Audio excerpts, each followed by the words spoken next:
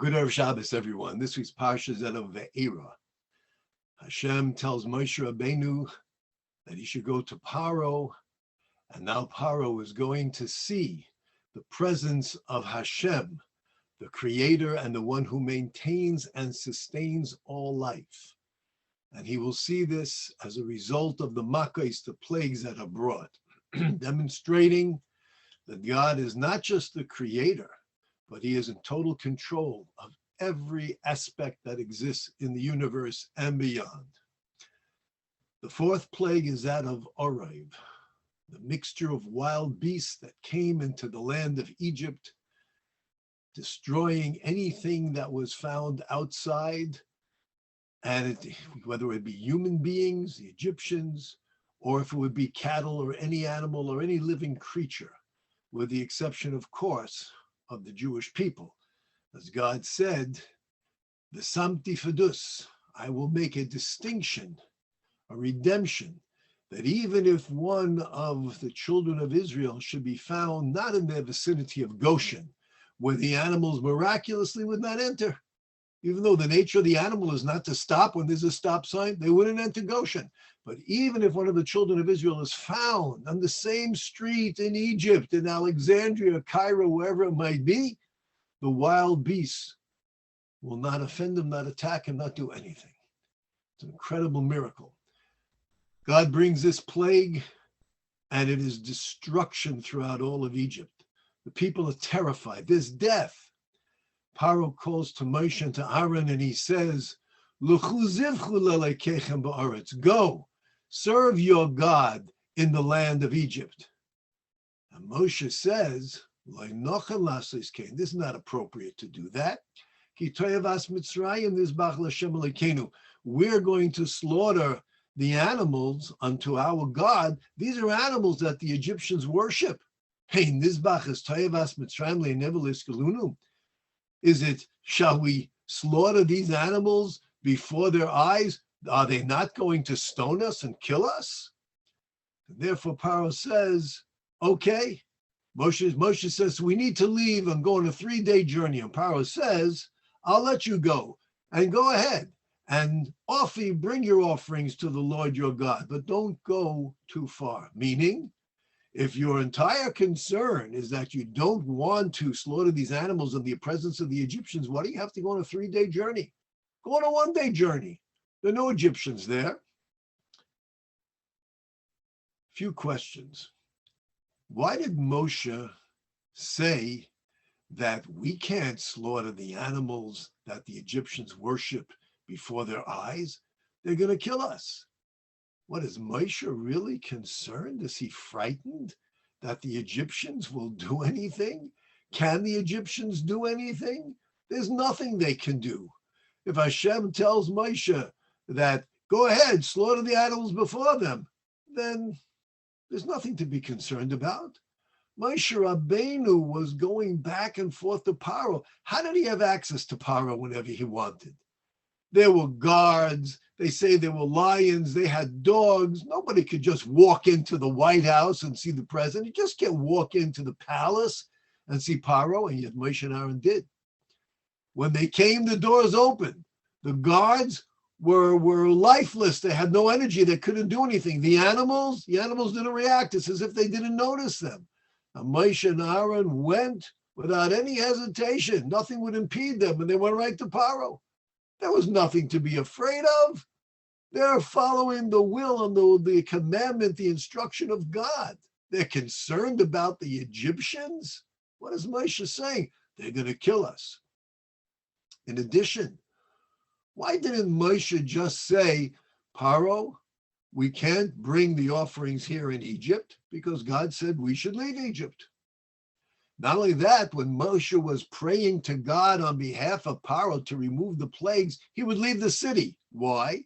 Because the city is filled with idolatry. The city is morally corrupt. The city is filled, it's contaminated. It's no place for prayer. Certainly it's no place for Klal Yisrael to bring offerings before God. Why did Moshe even have to say that, oh, they're going to kill us, it's not appropriate? He should just answer it and said, God said we should leave. In addition, Moshe introduces his words by saying, "Lo nochen la'aseis king." It's not appropriate to do this. What is Moshe trying to convey? It's not appropriate to do this. And if Moshe would have said to Paro, we have to leave, God said we should leave and go on a 3-day journey, that's it. Then Paro never would have been able to say, well, I tell you, you don't want to do this in front of the Egyptians, so just go for a day's journey. Just go outside the city limits. Paro never would have been able to respond that and negotiate from this position if Moshe would have said, there's nothing to talk about. This is what God said. The Chassam Sofer says something remarkable. Last week's Parsha, we saw that Paro said to his nation, he said to his cabinet, he said, we have a problem because the Jews, they don't assimilate them. They're like a separate nation amongst us. And should our enemies attack, we have to be concerned that the Jews, although they have lived here for almost 210 years at that point, nevertheless, they will not have any compassion upon us. They won't show any gratitude. They don't consider themselves Egyptians or loyal to the Egyptian empire. They're a separate nation. They might even join with our enemies against us, and therefore we must do something. This was Paro's thought process. And this is what Moshe Rabbeinu is coming to show him. Paro, you know, that might be true maybe of other people, of other nations. You don't understand what the Jewish people are all about. Moshe is telling Paro, you think we don't have gratitude?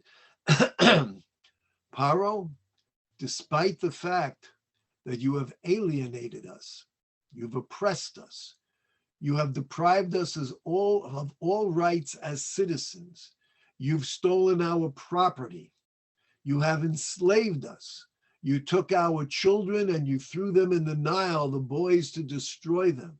You have placed upon us back-breaking, spirit-breaking work and labor. You have embittered our lives. You made horror out of our lives. And nevertheless, we still have gratitude that your country, Egypt, has hosted us for 210 years. And therefore, Paro, you say, please remove the plague of the wild beasts and I'll let you go. I'll let you worship. Go ahead, I'll let you worship, but worship here in Egypt. Paro, I could say, no, we're not doing that. But I want you to understand something. One of the reasons we're not going to do this, to bring our sacrifices before the Egyptians, is because le'nochan hadava, it's inappropriate. It's not the moral, ethical thing to do. It's not menschlich. We know the animals are just animals that God gave us to use, to work, to eat, or whatever. But nevertheless, to the Egyptians, there's something special. It's a deity. And we will not offend them and provoke them. We won't humiliate them. Our hosts of 210 years, despite their cruel treatment, we won't go out of our way to humiliate them and hurt them by slaughtering the animals before them. We could, but le'nochan hadava, it's inappropriate because that's who we are. That's what it means to be a Jew. It means to be first and foremost like our patriarchs and matriarchs, and have a character that is refined, that we're not going to bear a grudge, but we're going to be focused not on what this one did, that one did. That's for God to take care of. Our focus is the will of our Creator. And that's what Moshe is conveying. It's inappropriate for us to do this. We're not afraid. Paro, if we would be told by God that we should slaughter the animals here, we're not concerned. The Egyptians won't and cannot do anything. But that doesn't mean we should do it. It's inappropriate for us. Despite how you've destroyed our lives, we will still retain the high moral behavior and ethical proper traits. And do you know why, Paro? Because that's part of our character And that's why we have been chosen to stand before God at Sinai and receive his Torah.